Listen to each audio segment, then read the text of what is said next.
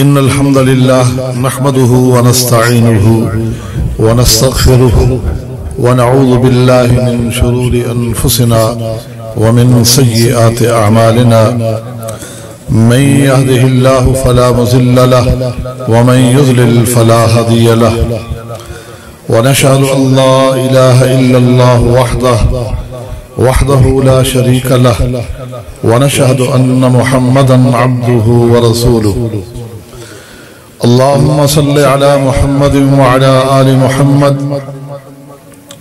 كما صليت على إبراهيم وعلى آل إبراهيم إنك حميد مجيد اللهم بارك على محمد وعلى آل محمد كما باركت على إبراهيم وعلى آل إبراهيم إنك حميد مجيد أما بعد فإن خير الحديث كتاب الله وخير الهدي هدي محمد صلى الله عليه وسلم وشر الأمور محدثاتها وكل محدثة بدعة وكل بدعة ضلالة وكل ضلالة في النار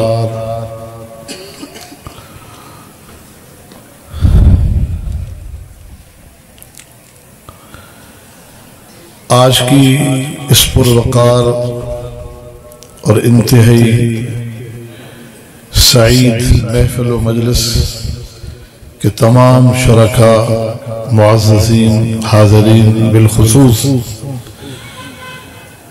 جماعت کے جید علماء کرام اس ادارے سے متعلق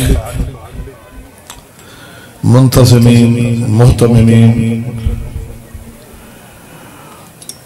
اور انتہائی عزیز طلبہ السلام علیکم ورحمۃ اللہ وبرکاتہ۔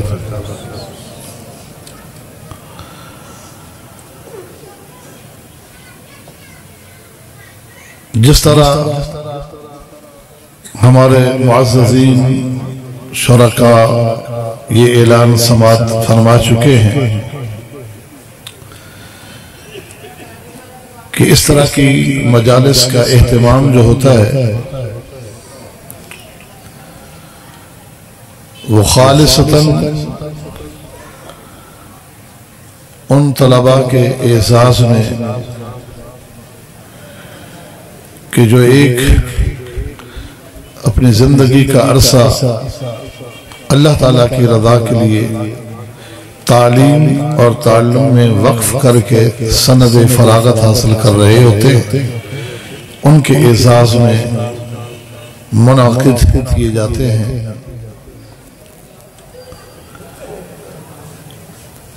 اور اس موقع پر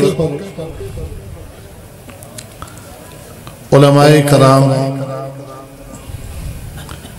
حقیقت میں اپنی موجودگی میں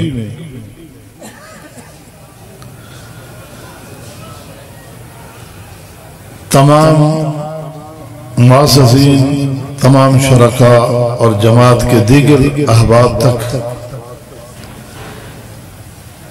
یہ پیغام پہنچانا چاہتے ہیں کہ ہمارے یہ بچے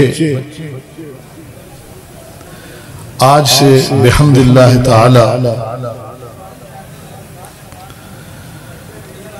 علماء کرام کی صف میں شامل ہو رہے ہیں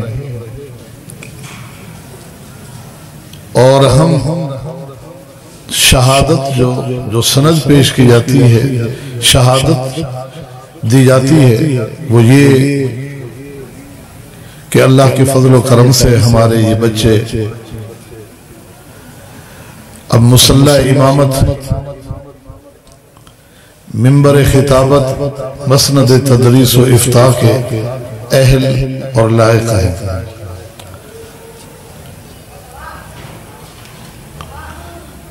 تو لہذا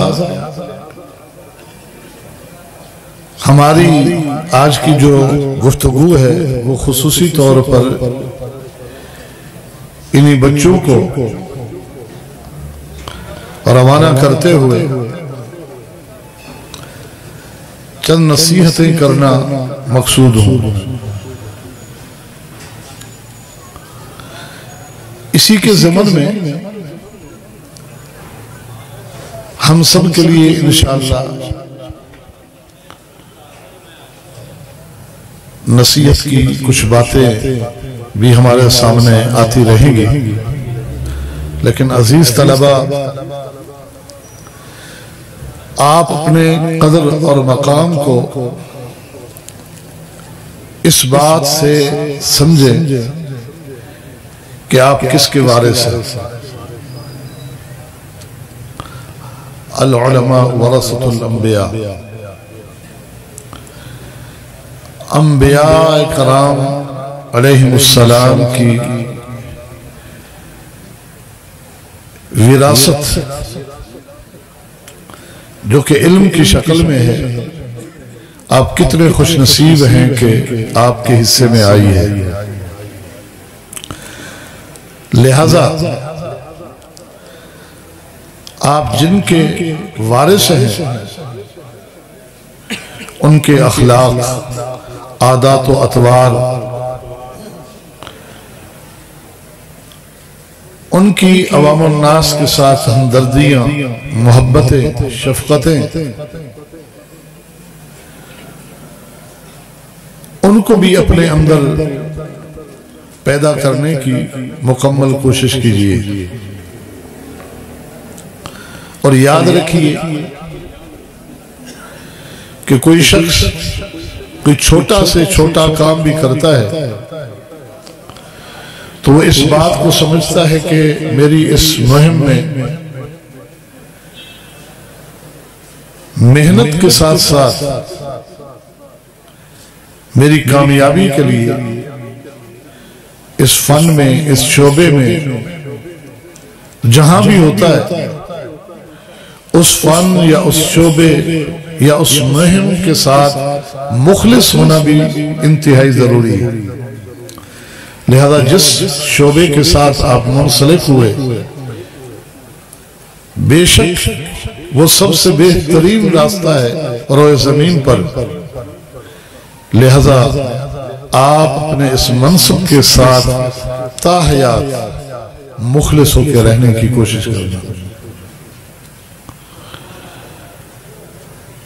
مطالعے کے اندر وسعتیں پیدا کرنی ہیں۔ یہ مدارس حقیقت میں طلباء کو اس لائق کر دیتے ہیں کہ یہ لوگ کہ اب علم حاصل کرنے کے لیے باب العلم پر پہنچ چکے ہیں، مکتبے اور لائبریری کے دروازے پر گویا کہ آپ کو آپ کے ادارے نے پہنچا دیا ہے۔ یہ مت سمجھیے کہ آج آپ ایسے عالم بن گئے کہ اب آپ کو مزید حصول علم کی حاجت اور ضرورت نہیں ہے۔ جس دن کسی طالب علم، کسی عالم کے دل و دماغ میں یہ بات آ جائے کہ میں نے اتنا پڑھ لیا ہے، اتنا سیکھ لیا ہے کہ اب مجھے اور کچھ حاصل کرنے کی حاجت نہیں ہے، تو اسی دن سے اس کا واپسی سفر شروع ہو جاتا ہے۔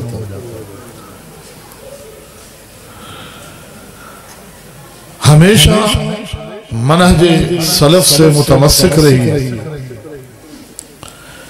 تفردات سے آپ نے اجتناب کرنا ہے۔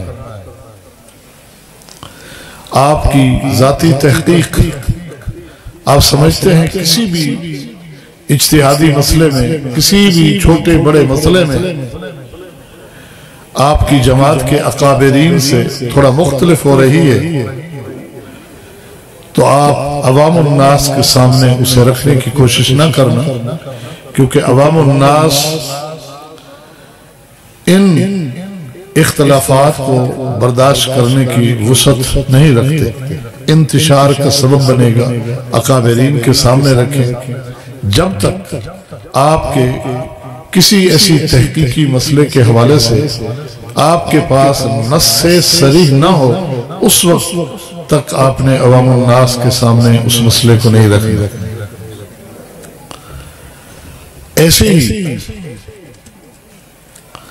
اپنے اس مادر علمی اور مشائخ کے ساتھ ہمیشہ رابطے میں رہی. اب جہاں بھی چلے جائیں اللہ تعالیٰ آپ کو عزت دے، ترقیاں دے. اللہ تعالیٰ آپ سے دین کا بہت سارا کام لے.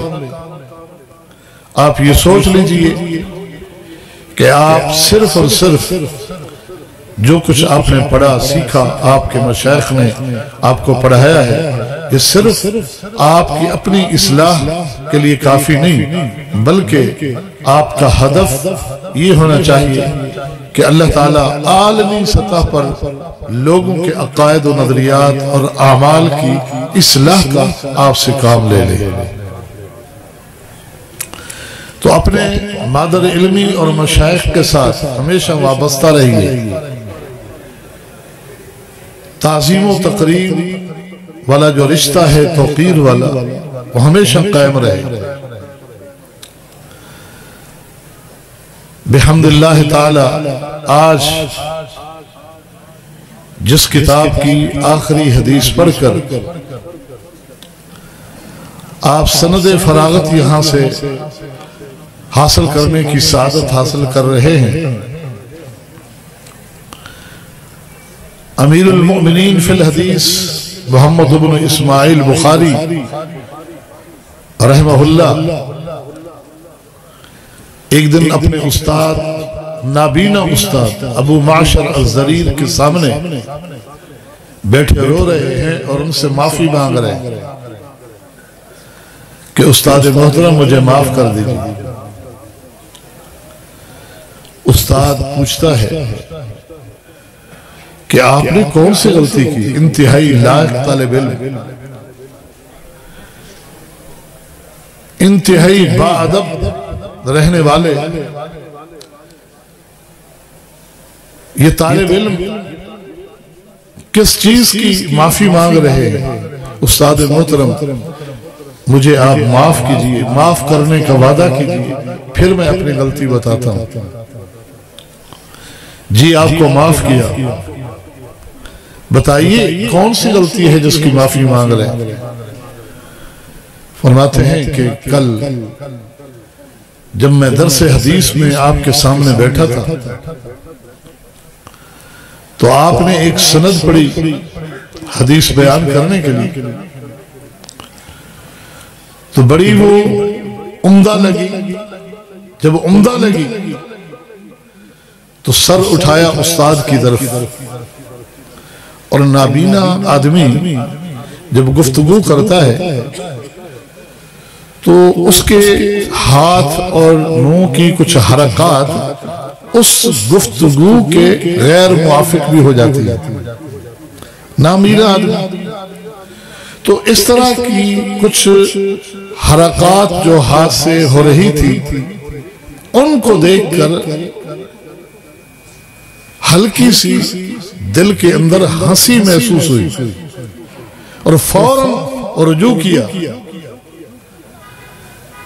کہ میرے استاد مجھے حدیث پڑھاتے ہیں اور میں انہیں دیکھ کے ہنس رہا ہوں. گو استاد کو پتہ نہیں چلا، لیکن اس عظیم طالب علم کی رات کی نیند اڑ گئی کہ میں علم میں آگے کیسے بڑھ سکتا ہوں، کیسے کامیابی حاصل ہوگی جب استاد کا احترام میرے دل میں یہ ہوگا. تو مشائخ کا احترام، تعظیم و توقیر کا یہ رشتہ تا حیات قائم رہنا چاہیے، اور ان کے ساتھ وابستگیاں آپ نے ہمیشہ قائم رکھنی.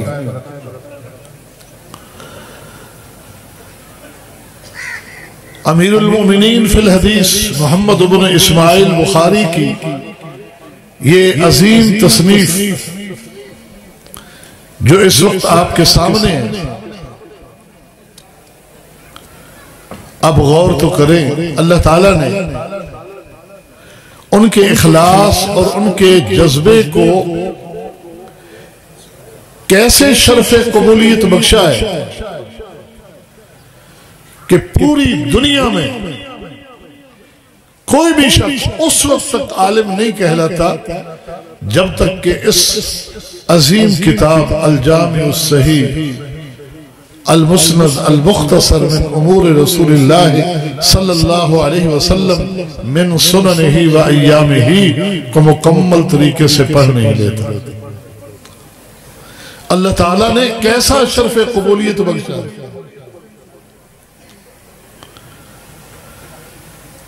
آج کی اس نشست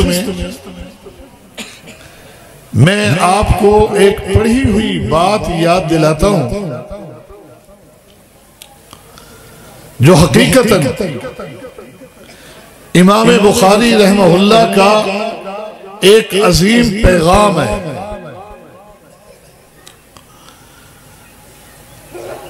کہ آپ نے اس جامع الصحیح کو کھولا تو سب سے پہلے جو باب آپ نے پایا وہ باب کیا تھا؟ باب کیف کان بدء الوحی۔ سب سے پہلے وحی الہی کا تعارف، اللہ تعالیٰ کی وحی کیا ہے اس کا تعارف تاکہ ہو جائے، تاکہ وحی الہی کی حیثیت آپ کو معلوم ہو جائے۔ اس لیے یہ ایک طرح کا پیغام ہے کہ اللہ کا یہ سارا دین جو ہے نبی علیہ السلام کی سیرت کی شکل میں، آپ کی تعلیمات کی شکل میں، قرآن مجید کی شکل میں، چونکہ یہ مکمل پورا کا پورا اللہ کی وحی ہے۔ اور یہ بھی کہ پیغمبر علیہ السلام کی سیرت کے حوالے سے یہ جو کتاب مرتب کی جا رہی ہے، ترتیب دی جا رہی ہے، یہ مستند تحقیق شدہ اللہ تعالیٰ کی وحی پر مشتمل ہے۔ آگے کتاب الایمان ہو، کتاب العلم ہو، یا دیگر احکامات ہوں، مناقب ہوں، غزوات ہوں، کتاب الجہاد ہو، سیر رقاق کا بیان ہو، یہ پورا کا پورا بیان جو ہے چونکہ اللہ تعالیٰ کی وحی ہے، لہذا اللہ کی وحی کا تعارف اور اس کی حیثیت پہلے ہی آپ کو معلوم ہو جانی چاہیے۔ اور دوسرے نمبر پر اس باب کی پہلی حدیث جو انہوں نے بیان فرمائی ہے سیدنا عمر بن خطاب رضی اللہ تعالی عنہ کی روایت سے، وہ کیا ہے؟ انما الاعمال بالنیات، کہ اعمال کا دار و مدار نیتوں پر ہے۔ یہ پیغام ہے کہ پڑھنے پڑھانے والوں، سننے سنانے والوں، اپنی نیتوں کو خالص کر لو، اخلاص نیت کے ساتھ، وحی الہی کے مطابق عقیدہ، اخلاص نیت کے ساتھ وحی الہی کے عین مطابق عمل ہے، تو یہی آپ کی کامیابی کی ضمانت ہے۔ یہ دو میزان ہے، میزان اپنے عقیدے کو، اپنے ہر عمل کو ان دو میزانوں پر تولنا ہے۔ ایک باطنی میزان ہے اور ایک ظاہری میزان ہے۔ ظاہری میزان کیا ہے؟ کہ آپ جو بھی عمل کر رہے ہیں اس کا ڈھانچہ، اس کی شکل، اس کی تحدید، اس کی توقیت وہ اللہ کی وحی کے عین مطابق ہونی چاہیے۔ اور جو بھی عمل کر رہے ہیں اپنے دل سے پوچھے کیوں کر رہے ہیں۔ جو بھی عمل کر رہے ہیں یہ باطنی میزان ہے کہ نیتوں کو چیک کرے کہ میں یہ قدم اٹھا رہا ہوں، کیوں اٹھا رہا ہوں؟ یہ عمل کر رہا ہوں کیوں؟ میری نیت کیا ہے؟ میرا اندر مجھے کیا جواب دیتا ہے؟ اور جو عمل کر رہا ہوں آیا یہ عمل اللہ کی وحی کے عین مطابق ہے یا نہیں؟ یہ دو کام ہر جگہ، ہر میدان میں، ہر عمل سے پہلے، یہ امام بخاری رحمہ اللہ کا شروع کتاب کے اندر ہم سب کے لیے پیغام ہے کہ اپنی زندگی گزاریے تو اس طریقے سے گزاریے کہ آپ کا ہر عمل، ہر عقیدہ، ہر چھوٹی بات، بڑی بات، خوشی، غمی، یہ آپ نے اللہ کی وحی کی روشنی میں سیکھنی اور اپنانی ہے، اور اخلاص نیت کے ساتھ۔ اگر ان دو چیزوں میں سے کوئی ایک چیز بھی رہ گئی تو آپ کی محنتیں، آپ کا وقت، آپ کا خرچ سب آپ کے لیے وبال تو بن سکتا ہے، اخروی نجات کا سبب نہیں بن سکتا۔ تو یہ دو میزان ہیں جو شروع میں جن کی طرف اشارہ کر دیا، اور آخری باب جو آپ نے پڑھا ہے، مناسبت یہ ہے ان کے اندر کہ آپ نے جو بھی عقیدہ رکھا، آپ نے جو بھی عمل کیا، اگر آپ نے ان دو میزانوں پر تولا ہے دنیا میں، تو آپ کے میزان میں بھی اسی کا وزن ہوگا، اسی کو تولا جائے گا۔ ورنہ کتنے ہی اعمال ہوں گے، اعمال کے ڈھیر ہوں گے، تہامہ کے پہاڑوں کے برابر لوگ اعمال لے کر آئیں گے، لیکن اللہ فرماتا ہے فَلَا نُقِيمُ لَهُمْ يَوْمَ الْقِيَامَةِ وَزْنًا، کہ قیامت کے دن انہیں میزان حسنات میں رکھا بھی نہیں جائے گا، حباء منصورہ کر دیا جائے گا، ریت کے ذرات کی مثل ہواؤں میں اڑا دیا جائے گا اور ختم کر دیا جائے گا۔ گو اس بات کو آپ سمجھتے ہیں عزیز طلبہ کہ امام بخاری رحمہ اللہ نے اس باب کو آخر میں ذکر کیا ہے، کتاب التوحید والرد علی الجہمیہ وغیرہم۔ امام بخاری رحمہ اللہ نے کتاب التوحید میں اسے ذکر کیا۔ کتاب التوحید میں چونکہ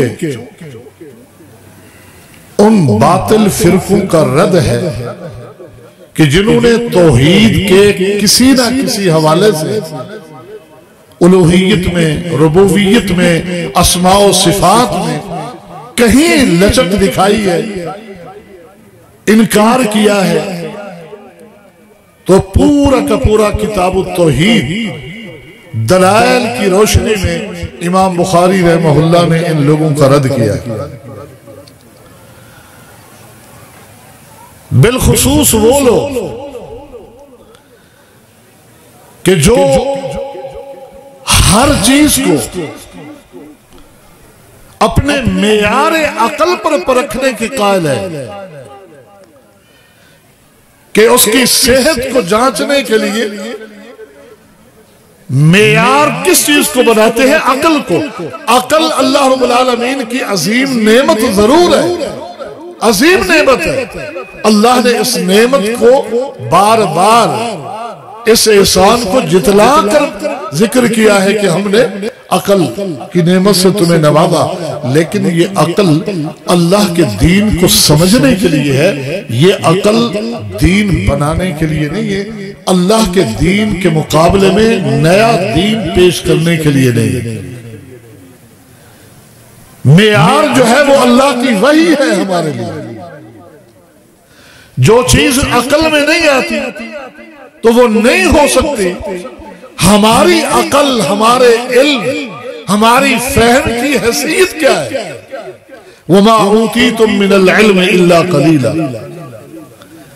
سیدنا خضر اور موسیٰ علیہ السلام کے واقعے میں یہ سبق موجود ہے کہ جب کشتی کے کنارے ایک چڑیا آ کے بیٹھی اور اس نے سمندر میں سے پانی کا ایک قطرہ اپنی چونچ میں لیا تو سیدنا خضر نے کیا فرمایا تھا؟ موسیٰ تیرا علم، میرا علم اور پوری کائنات کے لوگوں کا علم مل کر اللہ کے علم کے مقابلے میں ایسے ہے جیسے چڑیا کی چونچ کا پانی سمندر کے پانی کے مقابلے میں۔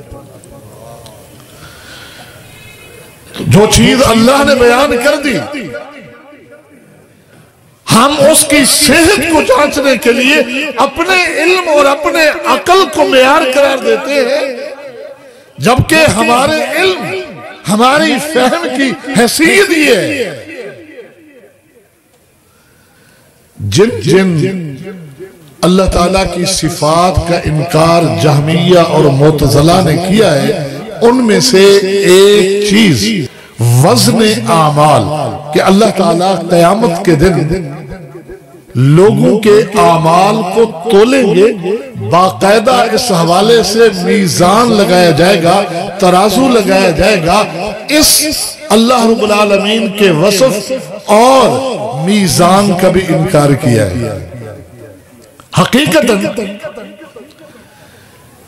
یہ لوگ اللہ رب العالمین کو مانتے ہیں لیکن اللہ تعالیٰ کی صفات کا انکار کرتے ہیں کہ اللہ رب العالمین کی ذات قدیم ہے۔ اگر صفات بھی اللہ کی مانی تو ان صفات کا قدیم ماننا بھی لازم ہو جائے گا، تو جس کی وجہ سے تعدد قدماء لازم آئے گا۔ اب یہ کیسے اہل عقل ہے کہ یہ بات عقل کے بھی منافی اور شریعت کے ان نصوص کے بھی منافی، کہ تعدد صفات سے تعدد قدماء کیسے لازم آئے گا جب ایک ذات کا متعدد صفات سے متصف ہونا یہ ایک یقینی امر ہے اور بدیہی چیز ہے۔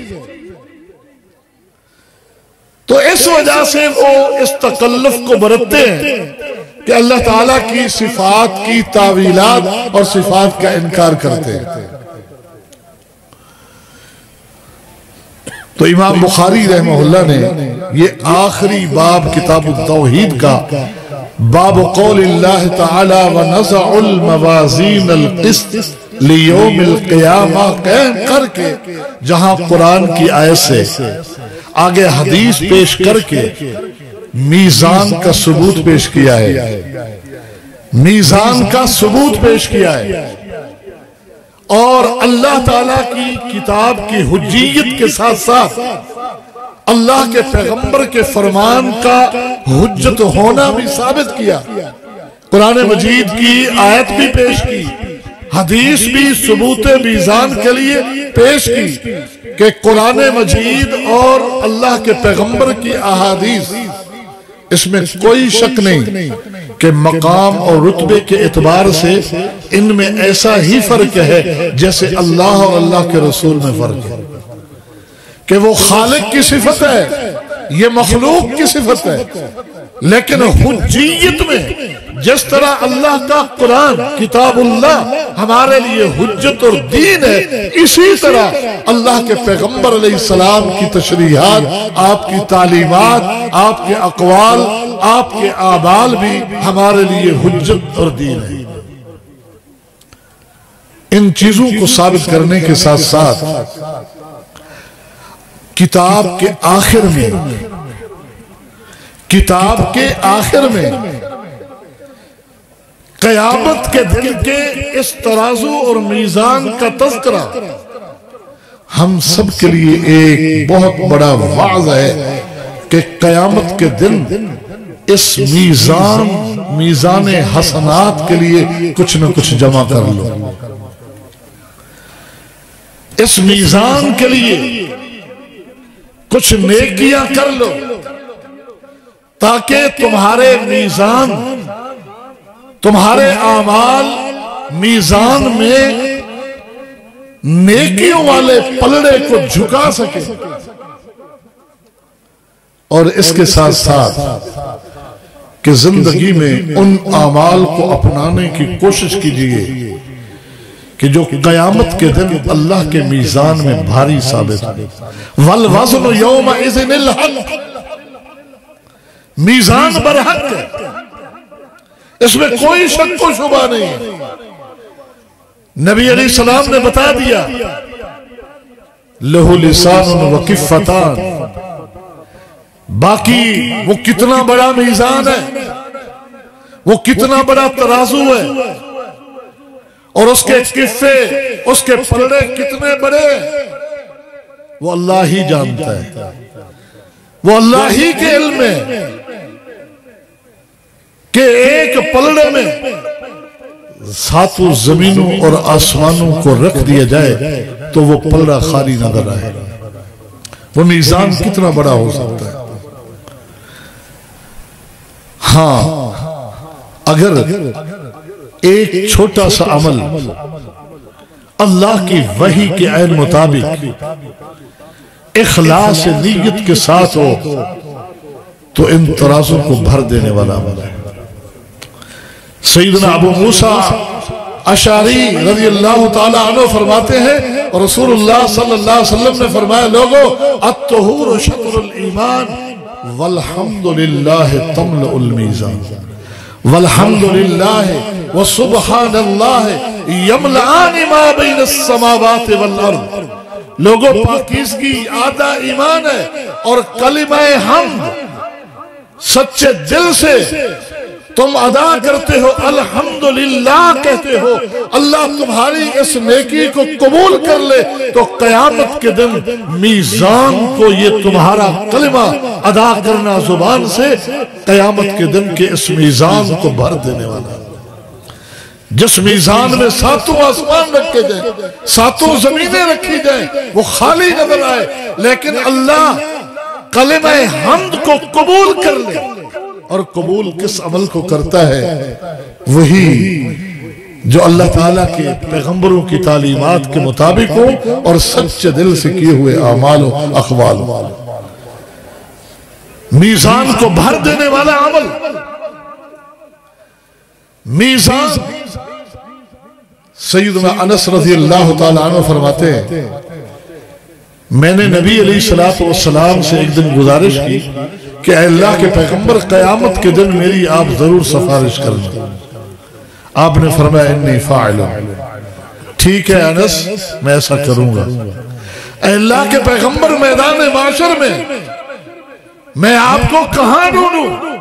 فرمایا انس، عند الصراط، صراط جس کو ہم اپنے عرف میں پل صراط کا نام دیتے ہیں، کہ مجھے تلاش کرنا کہ میری امت کے لوگ جب اس صراط سے جو جہنم کے اوپر رکھا ہوا یہ بال سے باریک یہ بنایا گیا پل ہے، یہاں سے گزر رہے ہوں گے، میں یہاں کھڑا ہوں، اور اگر میں یہاں نہ ملوں تو عند المیزان، جہاں لوگوں کی نیکیاں اور بدیاں تولی جا رہی ہوں گی، اس میزان اور اس ترازو کے پاس مجھے پاؤں، وہاں بھی نہ ملوں تو عند الحوض، حوض پہ آ جانا، انی لا اخطأ هذه الثلاث المواطن، میں ان 3 جگہوں میں سے کسی ایک جگہ پر ضرور تمہیں مل جاؤں گا۔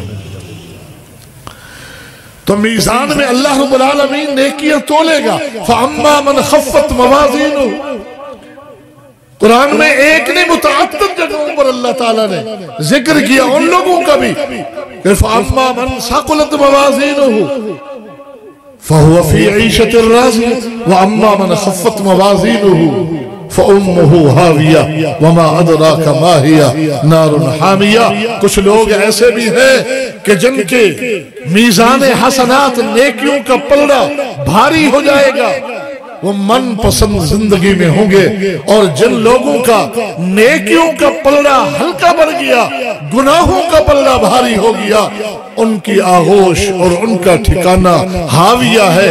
لوگوں، تمہیں معلوم ہے کہ ہاویہ کیا ہے؟ وہ دہکتی ہوئی آگ ہے۔ تو اس میزان کا تذکرہ ہو رہا ہے، وَنَزَعُ الْمَوَازِينَ الْقِسْطَ لِيَوْمِ الْقِيَامَةِ، نزعو جمع کا صیغہ ہے، عظمت شان کے لیے مفرد کے لیے جمع کا لفظ بولا جاتا ہے۔ الموازین میزان کی جمع ہے، تعدد اعمال کی بنیاد پر، تعدد رجال کی بنیاد پر جمع لایا گیا، یا یہ بھی ممکن ہے ہر عمل یا ہر رجل کے عمل کو تولنے کے لیے اللہ علیحدہ سے میزان لگائے، اللہ قادر ہے۔ تو جمع کا صیغہ اس وجہ سے ہمارے سامنے ہے، وَنَضَعُ الْمَوَازِينَ الْقِسْطَ، آگے لفظ ہے القسط جو کہ مصدر ہے، لفظ الموازین کی یہ صفت ہے، اور آپ کو معلوم ہے کہ مصدر مفرد، تثنیہ اور جمع کی صفت بننے کی اہلیت رکھتا ہے۔ البتہ اس شکل میں ایک نحوی اشکال وارد ہو سکتا ہے کہ مصدر محض وصف ہوتا ہے، اس کا حمل جو ہے وہ ذات پر جائز نہیں ہے۔ تو علم معانی کی ایک بحث آپ نے پڑھی ہوگی مختلف کتابوں کے اندر، اخراج الکلام علی خلاف مقتضی الظاہر، اس کے تحت ایک قاعدہ آپ نے پڑھا ہے جس میں زید عدل کی ایک مثال دی گئی، اور یہی مثال ایک قاعدے کے طور پر استعمال ہوتی ہے کہ مبالغتاً کبھی ایسا کیا جاتا ہے کہ صرف وصف کو خبر یا صفت کی شکل میں ذات کے لیے لایا جاتا ہے۔ زید عادل، زید عادل ہے، لیکن زید عدل اس کے عدل و انصاف میں مبالغے کی طرف اشارہ کرنے کے لیے زید عدل کہا جاتا ہے کہ اتنا انصاف والا ہے، گویا کہ سراپا انصاف ہی زید۔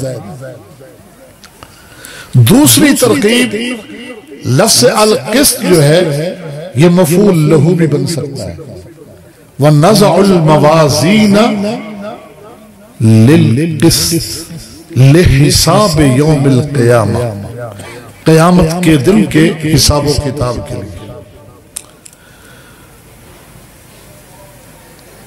آگے امام بخاری رحمہ اللہ نے فرمایا وَأَنَّ أَعْمَالَ بَنِي آدَمْ وَقَوْلَهُمْ يُوزَنُ، یہ حقیقت ہے کہ انسانوں کے اعمال بھی تولے جائیں گے، اقوال بھی تولے جائیں گے، کیونکہ قرآن و سنت سے میزان کا ثبوت مل گیا۔ اعمال و اقوال کے تولے جانے کے دلائل ہمارے پاس موجود ہیں، لہذا ہمارا ایمان ہے، کسی کی عقل میں آئے یا نہ۔ آج اگرچہ ان چیزوں کو سمجھنا آسان ہو چکا ہے لوگوں کے لیے کہ جب یہ آوازیں، یہ اصوات و اقوال سائنسدان سائنسی تحقیق میں بھی فضا میں تحلیل کے دعوے کر رہے ہیں، اور ان میں ان چیزوں کو ڈھونڈا جا سکتا ہے کا امکان بھی ظاہر کیا جا سکتا ہے، لیکن ہمارا ماننا اس وجہ سے نہیں ہونا چاہیے کہ سائنسدانوں کی تحقیق نے یہ ثابت کیا ہے، یہ مان کر، یہ دیکھ کر مانا تو کیا مانا؟ ماننا تو یہ ہے کہ اللہ نے فرما دیا ہمارا ایمان ہے، رسول اللہ نے فرما دیا ہمارا ایمان۔ کیسے تولا جائے گا؟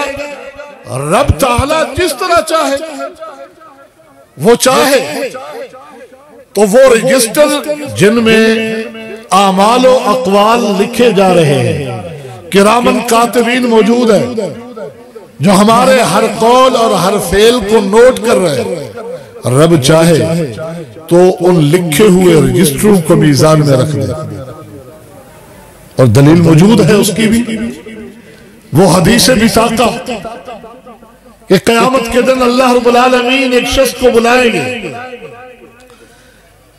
جس کے نام اعمال کو جب لایا جائے گا اور کھولا جائے گا، اس پر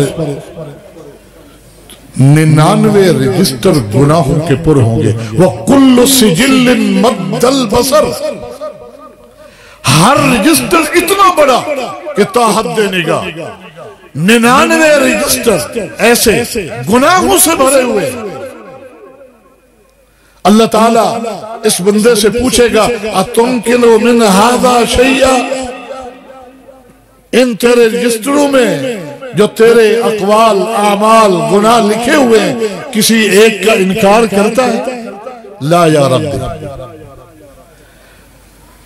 حل ظالمہ کا کاتباتی، کیا میرے کاتبین نے لکھنے والوں نے کوئی زیادتی تو نہیں کی کہ تیری نیکی ہو اور انہوں نے لکھی نہ ہو، یا تو نے کوئی گناہ نہ کیا ہو لیکن وہ درج کیا ہوا ہو، کوئی ایسی زیادتی تو نہیں ہے؟ وہ کہے گا لا یا رب۔ اللہ کا عذر، اچھا تو نے نیکیاں کیوں نہیں کی، اتنے سارے گناہ کیوں کیے، آج کوئی ہے تیرے پاس معقول عذر؟ کہے گا لا یا رب، اور یقین کر چکا ہے کہ آج میرا ٹھکانہ جہنم کی آگ بننے والی۔ اللہ تعالیٰ حکم دیں گے کہ اس کی کوئی نیکی بھی ہے تو لاؤ، تو ایک چھوٹا سا کارڈ لائے جائے گا، بطاقہ، ایک چھوٹا سا کارڈ، اس میں ایک اس کی نیکی درج ہے۔ اللہ تعالیٰ اسے بلائیں گے اور فرمائیں گے احضر وزنک، آجا اب تیری نیکیاں اور بدیاں تولی جائیں گی، اپنے میزان کے وقت ترازو لگ گیا ہے تو آ دیکھ، کہے گا اے رب ما هذه البطاقہ ما هذه السجلات، یہ چھوٹی سی پرچی جس میں میری نیکی کوئی درج ہے، ان 99 رجسٹروں کے مقابلے میں کیا کر سکتی ہے؟ اللہ فرمائے گا تیرا رب تجھ پہ ظلم کرنے والا نہیں، احضر، تو آ دیکھ آج تیری نیکیوں اور بدیوں کو تولا جائے گا۔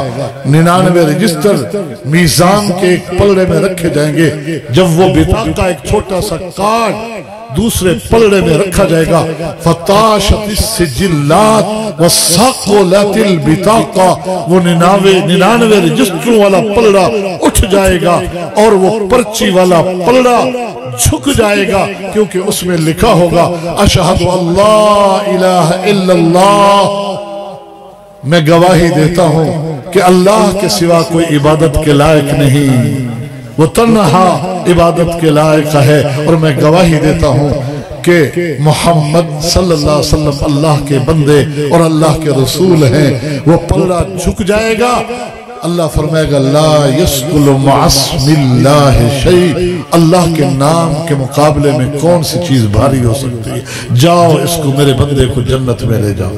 تو بہرحال اس حدیث سے ہم یہ لے سکتے ہیں کہ اللہ چاہے تو ان رجسٹروں کو تول لے، اللہ نیکیوں کو یوں بھی تول سکتا ہے، اللہ رب العالمین چاہے ان آدمیوں کو تولے۔ حدیث میں ذکر ہے لَيَأْتِ الرَّجُلُ الْعَظِيمُ السَّمِينُ يَوْمَ الْقِيَامَةِ فَلَا يَذِنُ عِنْدَ اللَّهِ جَنَاحَ بَعُوضَةٍ، قیامت کے دن ایک شخص انتہائی موٹا طویل ترین لایا جائے گا، لیکن جب میزان میں اسے تولا جائے گا تو مچھر کے پر کے برابر بھی اس کا وزن نہیں نکلے گا۔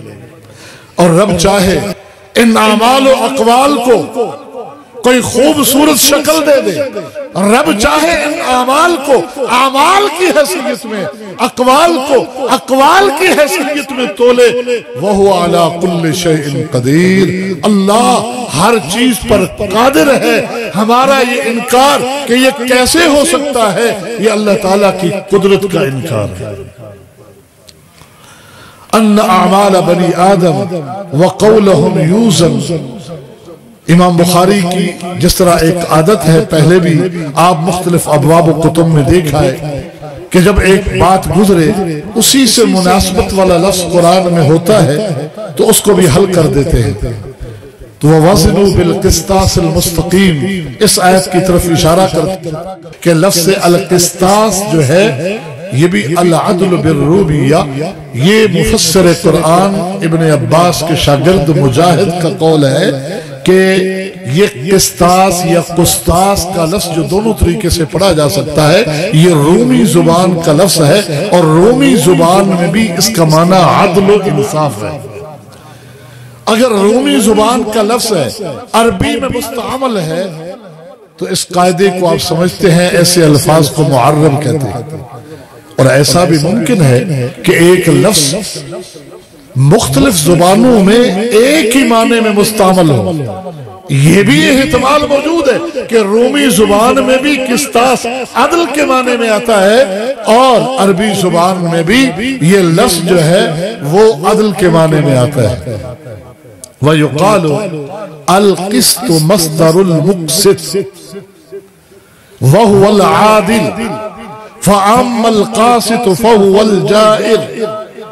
امام بخاری رحمہ اللہ وَنَزَعُ الْمَوَازِينَ الْقِسْطَ لِيَوْمِ الْقِيَامَةِ کے تحت لفظ قسط کی شرح فرما رہے ہیں کہ قسط یقسط قسطاً وقسطاً وقسوطاً، تین مصدر آتے ہیں، قسطاً وقسطاً وقسوطاً۔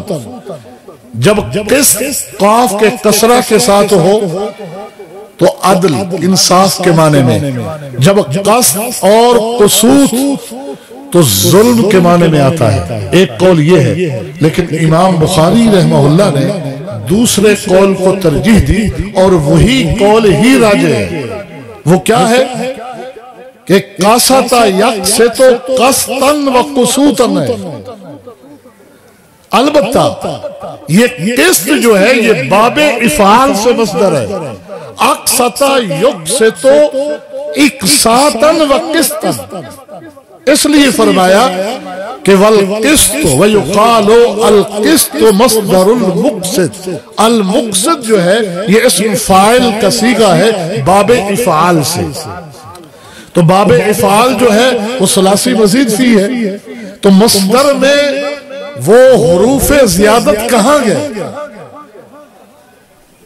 آپ نے صرف کی کتابوں میں یہ بات بھی پڑھی کہ یہ بھی جائز ہوتا ہے بسا اوقات کہ ایک لفظ کو حذف زوائد کے ساتھ ذکر کیا جاتا ہے، حذف زوائد کے ساتھ ذکر کیا جاتا ہے۔ تو امام بخاری اسی قاعدے کی طرف اشارہ کر رہے ہیں کہ یہ ہے باب افعال سے مصدر کا صیغہ، لیکن بحذف الزوائد اسے ذکر کیا گیا ہے قسط۔ تو جب باب افعال میں آئے، اور آپ نے صرف کی کتابوں میں باب افعال کے خواص میں یہ خاصہ بھی پڑھا ہے کہ باب افعال کا جو حمزہ ہے یہ سلب معنی کے لیے آتا ہے، تو یہاں اصل میں قصد کا معنی تو جبر ہے، ظلم ہے، تو سلب معنی ایک ساتھ میں باب افعال کا جو حمزہ ہے وہ سلب کرتا ہے ظلم و جبر کا، تو ظلم کی نفی جو ہے وہ عدل ہے۔ تو لہذا جب باب افعال میں اسے تقسیم استعمال کرتے ہیں تو یہ عدل اور انصاف کے معنی میں آتا ہے۔ قرآن مجید کی تیسری آیت کی طرف اشارہ کیا، اور وہاں چونکہ لفظ قاسط وَأَمَّا الْقَاسِطُونَ کا ذکر آیا ہے، اور قاسط جو ہے یہ ظالم کے معنی میں آیا ہے، اس کو بھی حل کر دیا کہ یہ القاسط الجائر جو ظالم کے معنی میں آیا ہے یہ اصل میں اسم فاعل کا صیغہ ہے ثلاثی مجرد سے، کہ قسط یقسط قسطاً وقسوطاً، اور فاعل بنے گا اس سے قاسط، اور اقسط یقسط اقساطاً وقسطاً، اور اس سے اسم فاعل بنے گا مقسط۔ اس بات کو واضح کرنے کے بعد آگے امام بخاری رحمہ اللہ کی سند آپ نے پڑھی، اپنی سند سے بحمد اللہ تعالی آپ نے حدیث کو شروع کیا، باب کو شروع کیا، اور آپ نے اپنے شیخ محترم بلال اشرف حافظہ اللہ کی سند کو میاں نذیر حسین محدث دہلوی رحمہ اللہ کی سند سے جوڑا۔ اللہ نے کیا عظمت عطا فرمائی شیخ القل فی القل میاں سید نذیر حسین محدث دہلوی رحمہ اللہ کو کہ بر صغیر کے تمام سلفی علماء کے بعد اگر بخاری کی سند حدیث کی سند آ کر ملتی ہے تو میاں نذیر حسین محدث دہلوی تک آ کے ملتی ہے۔ تو سنیے میری سند بھی 3 واسطوں کے ساتھ آپ میاں نذیر حسین محدث دہلوی رحمہ اللہ تک دیکھیں گے۔ آپ میری اس سند کو صرف سن نہیں بلکہ آپ کو اجازت ہے کہ آپ اپنی اس کتاب کی احادیث کو میری سند کے ساتھ بیان کرنے کے آگے مجاز رہیں گے انشاءاللہ العزیز۔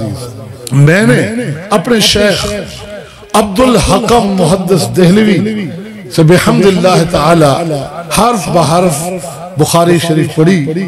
قال حدثنا الشیخ محب السنہ عبد الستار محدث دہلوی عن ابیہ عبد الوہاب محدث دہلوی ثم الملتانی رحمہ اللہ عن شیخہ السید نذیر حسین محدث دہلوی رحمہ اللہ۔ آگے وہی سند ہے عن الشاہ محمد بن اسحاق عن جدہ الشاہ عبد العزیز عن ابیہ عن الشاہ ولی اللہ احمد بن عبد الرحیم۔ پھر شاہ ولی اللہ رحمہ اللہ کی سند جو ہے متصل حافظ ابن حجر عسقلانی تک، پھر وہاں سے آپ نے پڑھی اسے اتصال کے ساتھ ابو عبداللہ محمد بن یوسف بن مطر فربری تک۔ یہ امام بخاری رحمہ اللہ کے سب سے زیادہ معتبر قابل اعتبار شاگرد ہے محمد بن یوسف بن مطر فربری۔